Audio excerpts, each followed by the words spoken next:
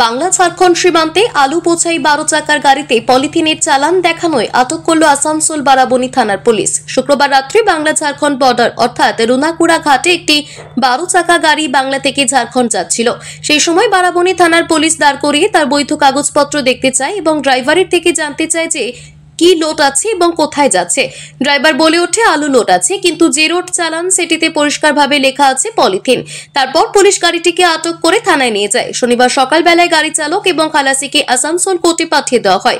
অন্যদিকে কাল গভীর রাত্রে অজয় নদী ট্রাক্টরে করে অবৈধ বালি নিয়ে আসছিল। সে সময় পুলিশের নজরে পড়ে এবং পুলিশ সঙ্গে সঙ্গে ট্রাক্টরের চালক এবং খালাসি দুজনকে আটক করে।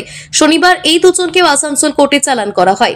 জামুরিয়া থেকে সত্যেন মুখার্জির রিপোর্ট, টিভি নিউজ 10। সুলভ সঠিক চিকিৎসার একমাত্র প্রতিষ্ঠান বিবেকানন্দ হসপিটাল। 24 ঘন্টা emergency service, blood bank, trauma care.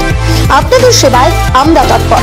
গুণমান ও পরিষেবায় দুর্গাপুর বিধাননগরের ডক্টর জাকির হোসেন এভিনিউর বিবেকানন্দ হসপিটাল শিল্পাঞ্চলের মানুষের মন জয় করেছে।